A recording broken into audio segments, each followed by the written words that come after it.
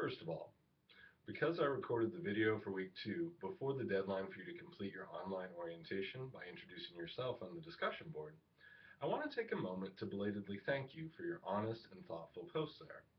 Honest, because multiple people admitted that they were at least a little nervous, as English 100 is the first course they are taking online.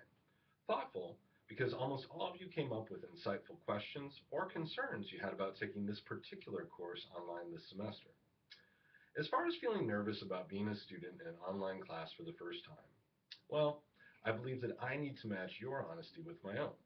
This semester, I can definitely empathize, as I am feeling a little nervous about being a teacher in an online class for only the second time. However, I'm confident that we'll be able to get through this together. Also, if this is your first online class, you shouldn't feel alone, as about 1/3 of the students who introduced themselves, 9 out of 27, revealed this was their first time too. As far as having concerns or questions about taking an online class, I can address or answer 3 of them right now.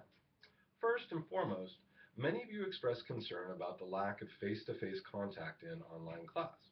And to be honest, I share your concern, as, like many of you, I find the classroom environment motivating.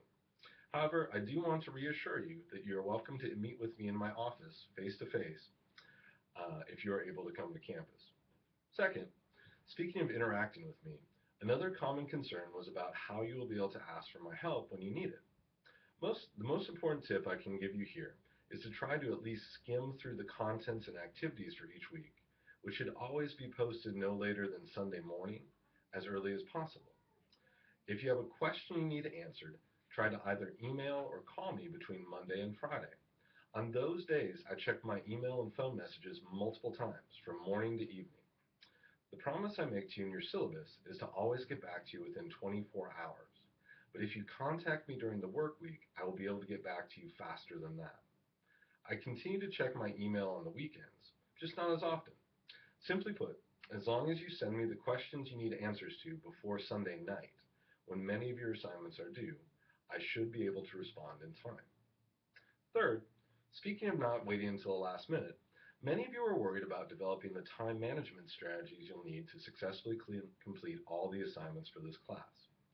We'll talk about these types of time management strategies in a greater degree of detail after reading Chapter 2, Managing Your Research Project, in Marcia Muth's Researching and Writing. However, I can offer one preliminary tip now. To ensure that you do not miss important due dates, I encourage you to check your syllabus regularly, as the estimated deadlines for all your major assignments are posted there. I say estimated because sometimes I will realize the deadline needs to be adjusted. Anyhow, what are we going to do this week? Well, in week 3, we'll be learning about selecting and narrowing topics for research papers, as well as writing narrative essays in general and anecdotes in particular. To accomplish that, before Sunday, September 6th, you need to complete 6 academic tasks. First, learn the lessons for week 3. To access that content, click on the link labeled Modules on the left-hand side of this TalentNet site. Second, read Chapter 1 in Marcia Muth's Researching and Writing, Defining Your Quest. To find the PDF file of that particular reading, click on Resources. Third, take Quiz 2, which will be based on the concepts covered in the lessons and in the chapter. To do that, click on Tests and Quizzes. Fourth, write Reading Response 2, which will be about defining your quest. To do that, click on Assignments. Fifth, post a working thesis for your Essay 1. To do that, click on Discussion and Private Messages. Sixth, sorry about that. So let's backtrack. Fifth, post a working thesis for your Essay 1. To do that, click on Discussion and Private Messages. Sixth, email your narrow topic to me at cgreene@cerritos.edu.